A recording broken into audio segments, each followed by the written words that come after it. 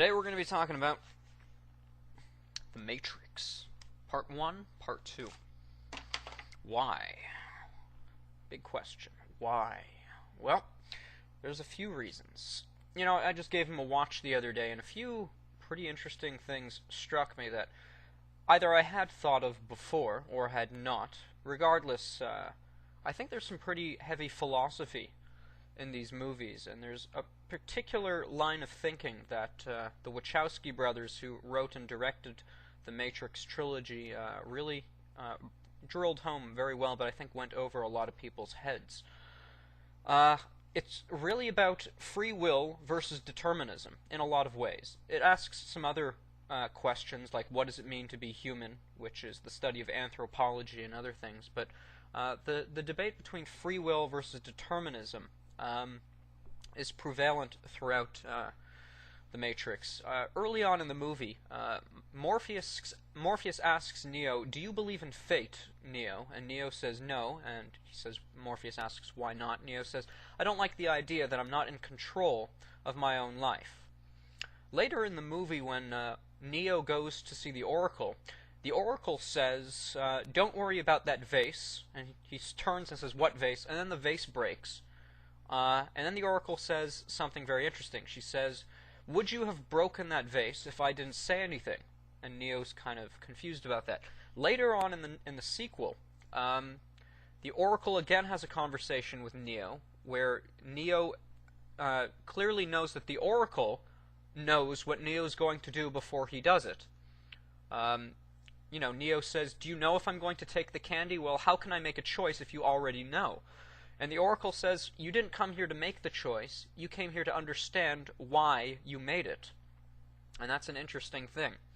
Later in the movie, Neo meets the architect, who is the program who wrote The Matrix, and the architect reveals some very interesting things concerning The Matrix and the free will versus determinism argument. According to evolution theory, determinism would be true, because we would be nothing more than physical beings who are going through physical actions and reactions based on the laws of physics. Which means, if you were smart enough and knew all the variables, you could actually predict absolutely everything a person will think and do based on a mathematical equation. And that's what the architect tried to do. He says that the first Matrix that he created was perfect, sublime. He knew, because it says, and if you watch some of the peripheral Matrix videos, there's a thing where you see the machines in the Animatrix. There's this one segment from it where the machines are probing the human mind, trying to understand it, and apparently they did come to understand it. So they made a Matrix where they knew absolutely every interaction that every human being would make to make a perfect system that worked together. And the architect said this: despite all of this, with mathematical precision, there was still an anomaly in the Matrix. Basically, people making choices that could not be predicted, which led to a system crash and an anomaly, which was the one, who would then restart the Matrix every time this anomaly came, because with everything predicted and every variable understood, that means there was a path that every person in the Matrix would take, necessarily. And it would all be predicted. So if one person went astray, then everything would start breaking down. And that's why in The Matrix Reloaded and in Revolutions, which we're not really going to talk about, things start breaking down in the Matrix. You start seeing glitches in the Matrix. You start seeing sinks coming out of the floors. If you look closely, there's all these, and the Wachowski brothers did this on purpose. The Matrix starts falling apart, and that's why it needs to be rebooted. And this has a lot to do with the biblical view of creation, and we're going to talk about that in a second. But back to the architect. Isn't this getting interesting? So the architect said that then, because of this anomaly, which happened every time, the anomaly became something that could be predicted and then controlled, which is why the path that Neo takes, though originally it was a systemic anomaly, it had become, though an anomaly still, something unpredictable, it became predictable by the fact that it kept happening. Apparently the Matrix would be rebooted, a new crop would be brought in, and the whole process would go again, and there'd be another one. The movie the trilogy, the 3 movies, this Neo, though there were Neos before him, and the Merovingian says, "I survived your predecessors." This one was the unique one, and the reason he was unique is because the Oracle was a intuitive program who, having realized that human beings are not, she says to Neo, "You've made a believer out of me." This is really cool. She recognized that human choice is not based on determinism. There's something else. Basically, the movie never comes out and says it, but it is actually a wonderful proof of the human soul, or at least within the Matrix reality, it would be considered proof of the human soul. Neo, in many ways, is a picture of Christ. He is fully man, but he's also fully something else. In the context of the Matrix, he's also a program, and you can find hints throughout that in the Matrix. I'm straight. He's a machine. Neo was given a cookie by the Oracle. That's why he went to go see her. And later in the second movie, the Merovingian talks about how he created a piece of cake that was a program to make people do things. He gives it to a woman, and the woman has a reaction that he indeed wrote within the program, because the programs in the Matrix, they understand the mathematical equations and variables that go into human thought. So he curved her reality to this and into this piece of pie. Anyways, so the one program, which originally was a systemic anomaly, was now a predictable and controllable function within the Matrix. That was given to Neo by the Oracle when he took the cookie in the first movie.